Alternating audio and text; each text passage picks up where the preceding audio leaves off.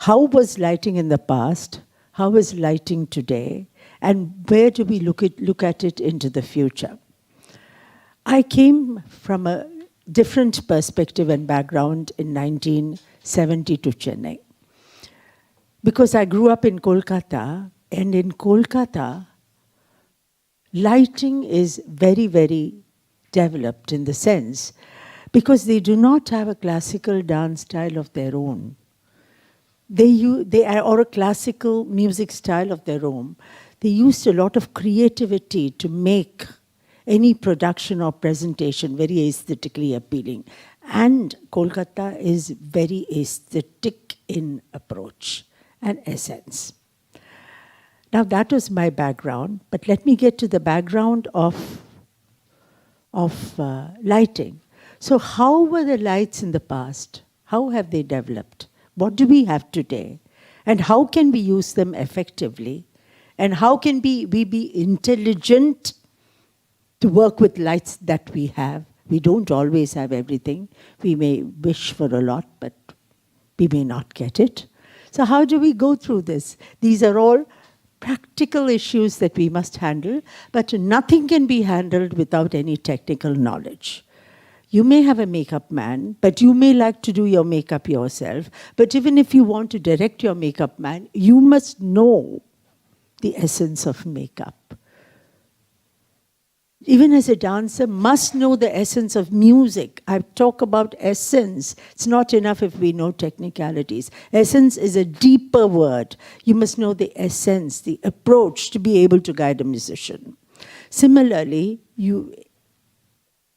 I was in fact a little taken aback when a youngster told me, what is it that I need to know about lights even now?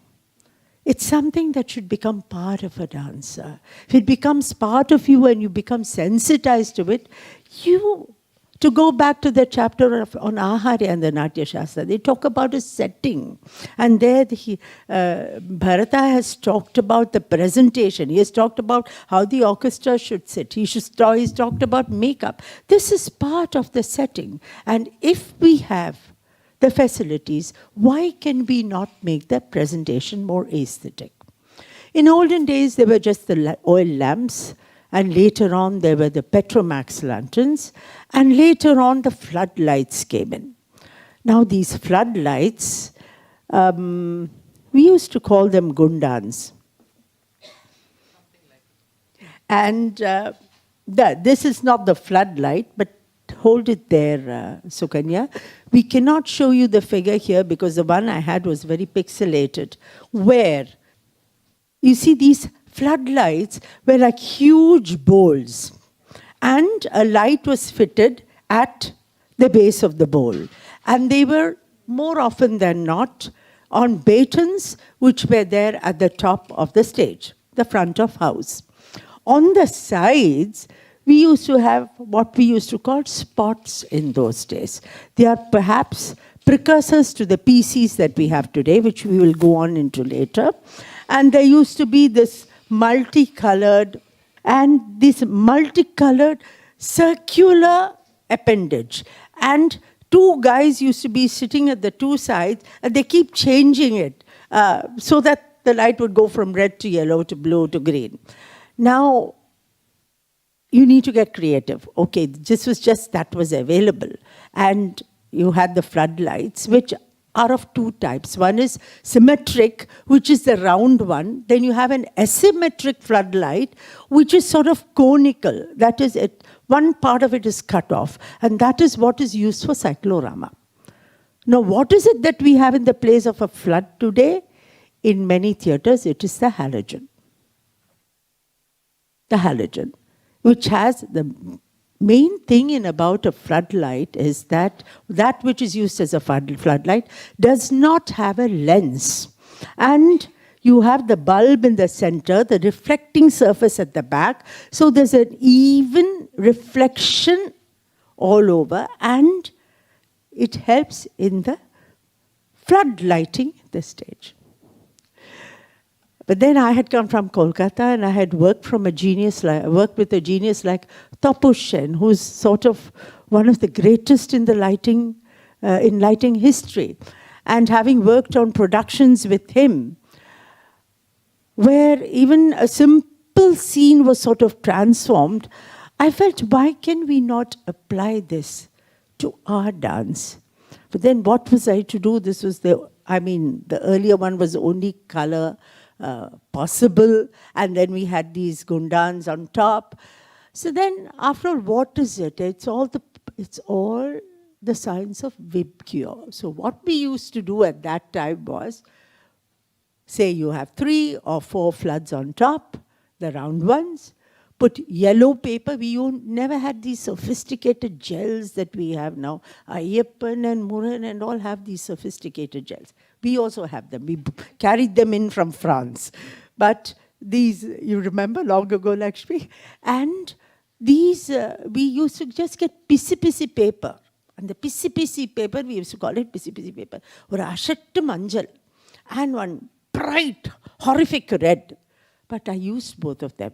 And what I did was, when I wanted a pink glow, would use the red and the white mixed. When I wanted an amber, use the white and the yellow. And when I wanted only white, use the white. Then slowly added on more colors, like, for instance, adding a blue and adding a green gives you yellow. It's just the basic formula of the vibgyor. So that's how lighting was. Then later on, what happened? In a great fear, everybody, all the halls started buying halogen lights and fitting up the stages with halogen lights. I have to share something with you about the halogen light. Halogen light was created to light train yards. The railway yards were lit with halogen. And that is why the halogen was ever created. So at best, it's a good working light, but it is really not a mood light. It cannot create a mood. It cannot highlight, but it'll be flat. But sometimes that is all is available.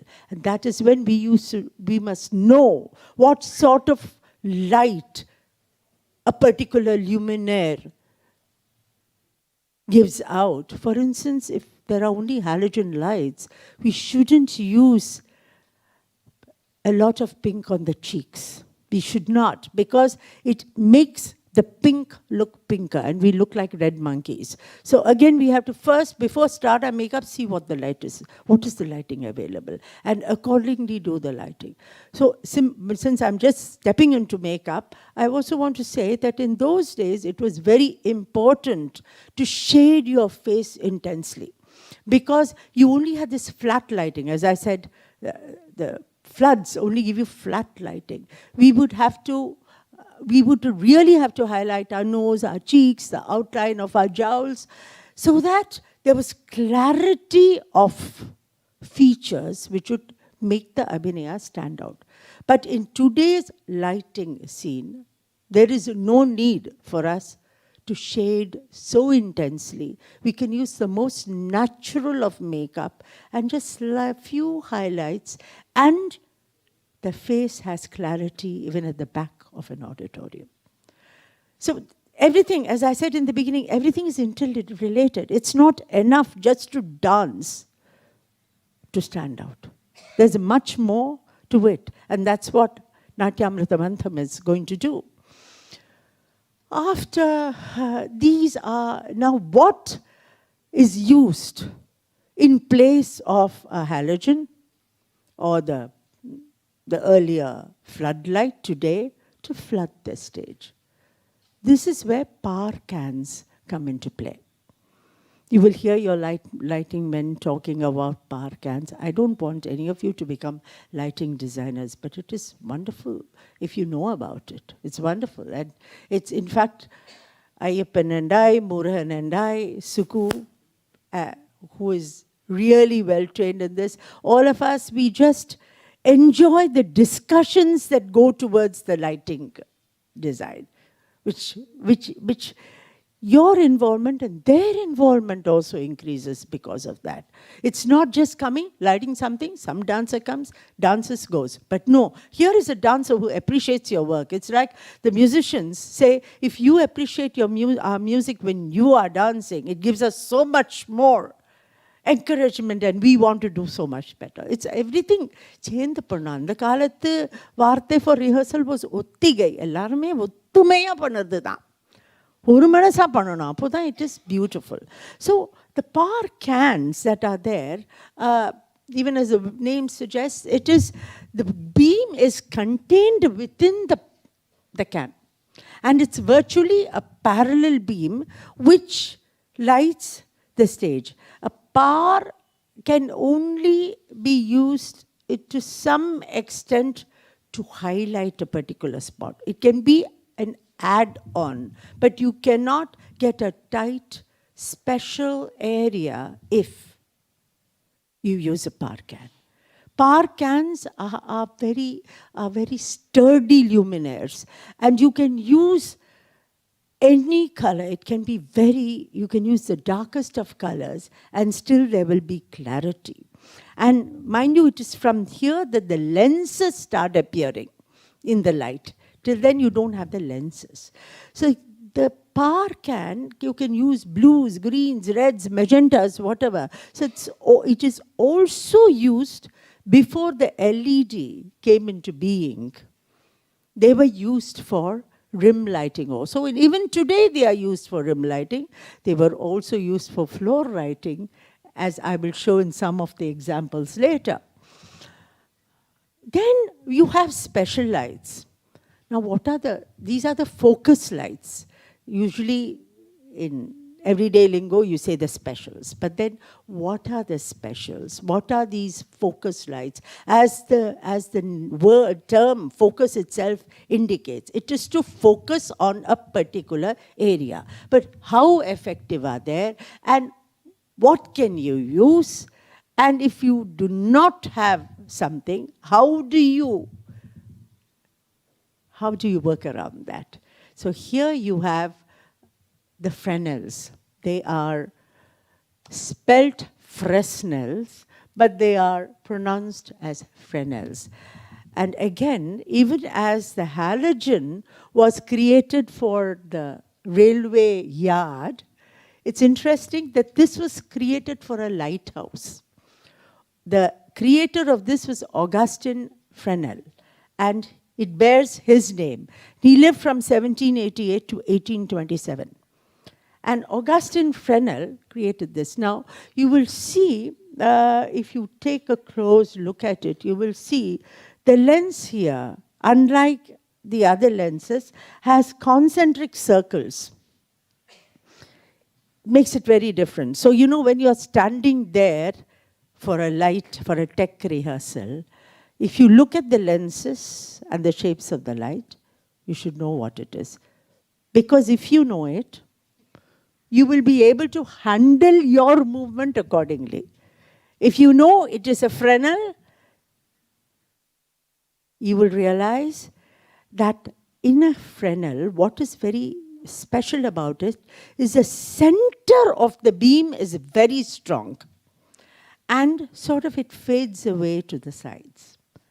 It sort of becomes darker to the sides. It doesn't have a specific circle. So, you know, when you use Fresnels, now you want to use a pool of light, you can use Fresnels. One blends into the other, and you don't see separate lighted circles, but they become as one. Very often we use it also in general lighting, because if you want to create a mood, and then the lights sort of need to flow in one into the other, the spaces can be very, very evenly lit. And it may, especially, you know, the general lighting is you use par cans, but you want a smaller area and a circle or something, then if you use Fresnels, it is very good. You see that they have shutters. That means automatically what happens is the beam can be adjusted.